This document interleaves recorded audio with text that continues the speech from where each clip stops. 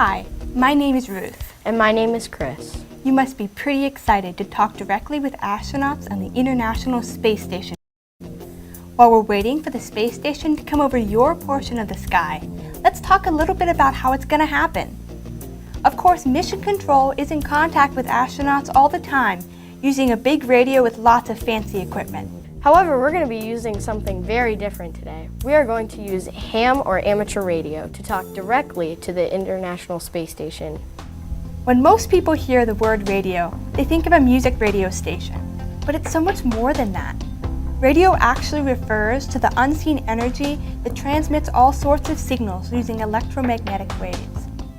At first, people learned how to send signals like Morse code, and then they discovered that you can send so much more, like data, computer signals, and even TV. Maybe you don't realize it, but you use radio every day. Maybe you watched the TV this morning, or you texted your friends, or maybe even you check social media like Twitter or Instagram. Let's travel back to space for a minute. Since the beginning of the space age, humans have sent many spacecraft out into the universe. These range from the Hubble Space Telescope, orbiting the Earth daily, and the Curiosity rover exploring Mars. We've even sent a long-distance messenger, the Voyager 1, who has traveled outside of our solar system. Whether it's capturing a great picture of a far-off galaxy or conducting experiments on the space station, radio has to do with all of these. Now you might be wondering, what exactly is ham radio? Amateur or ham radio is a service and a hobby where operators can talk with people around their neighborhoods, their cities, their country, and even around the world. Amateur radio operators require a radio license from the government. They're not that hard to get. I have one. My call sign is KM4LAO. And mine is KD8YVJ. Our call signs are a way of identifying who we are to other operators. This lets everyone know that we have the proper license to using the radios. As amateur radio operators, or hams as we are often called, we can talk with others about basically whatever we want. Often science or some new radio gadget that we are interested in. Let's focus back to the space station and your contact today. Many of the astronauts and cosmonauts aboard the space station are licensed ham radio operators. That's why your operators today can contact them. The people here, as well as the astronauts, are licensed to talk to each other, and you are allowed to talk over to their radio. For our conversation today, we'll need an amateur radio station on the ground, either in this location or somewhere else around the world. We'll also need a radio in the space station.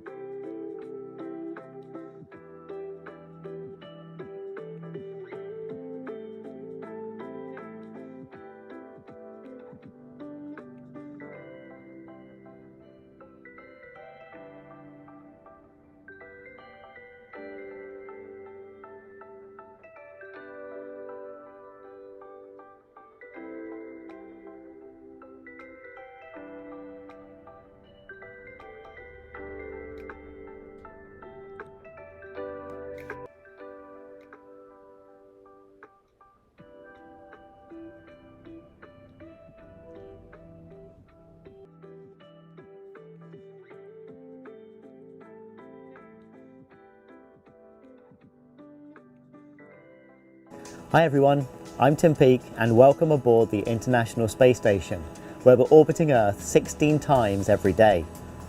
One of the most rewarding activities that some astronauts undertake on orbit is to talk to schools using the space station's ham radio.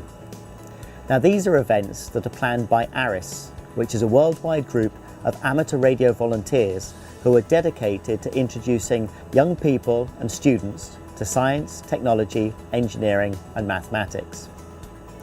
Now this is the equipment here in the Columbus laboratory, which consists of a handheld radio, a headset, and we also have a ham video unit. Now as the International Space Station orbits above your location, a radio link is established between the ISS and your school. Now because we're travelling at nearly 18,000 miles per hour, which is an incredible 25 times the speed of sound, we usually get about 9 or 10 minutes of good radio contact before losing the signal.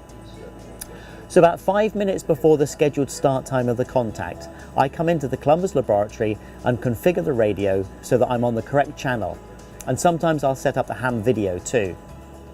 Just before the predicted time, I'll begin to start calling the school using the standard amateur radio calling techniques. For example, if the call sign of your school was GB4 Fun, I would say Golf Bravo 4, Foxtrot Uniform November. This is Golf Bravo 1 Sierra Sierra, listening and standing by. Now at your school, the radio operator will be listening for my call, but may also transmit and try to call me as well. You'll probably have a much more powerful transmitter on the ground than we have up here on board, so I'm likely to hear you before you hear me. Then, once we can hear each other, then comes the best bit, which is actually talking to the students and answering the questions. Once I've answered all the questions, we use the remaining time to say goodbye to each other and end the connection.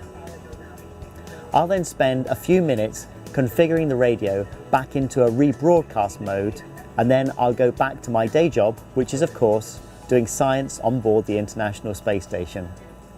ARISS is a brilliant opportunity for astronauts to talk to school pupils.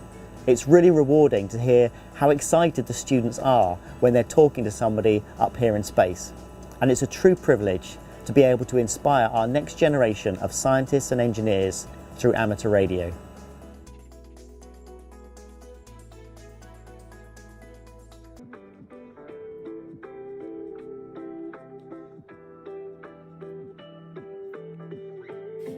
November Alpha 1 Sierra Sierra, this is Kilo 2 Zulu Romeo Oscar, do you copy? November Alpha 1 Sierra Sierra has you loud and clear. Welcome to the space station. Welcome to the Copernic Observatory and Science Center. Here is our first question. This is Gage, and I'm asking Annie's question. Was it scary going into space? If so, what was the scariest part? Over. First get into that rocket and get ready for those engines to light. But I'll tell you, once those engines lit and we were headed uphill, it was a very, very smooth ride and really, really cool. Over. Hello, my name is Andrew Roberts and I'm doing this question for Sammy. What was it like being in zero gravity for the very first time? Over. Your body is trying to learn how to move, and you can essentially walk on any surface. You can walk on the ceiling or the walls. There is no up, there is no down, and I very, very quickly had to learn to use my feet to hold on to things, and now it really almost comes naturally.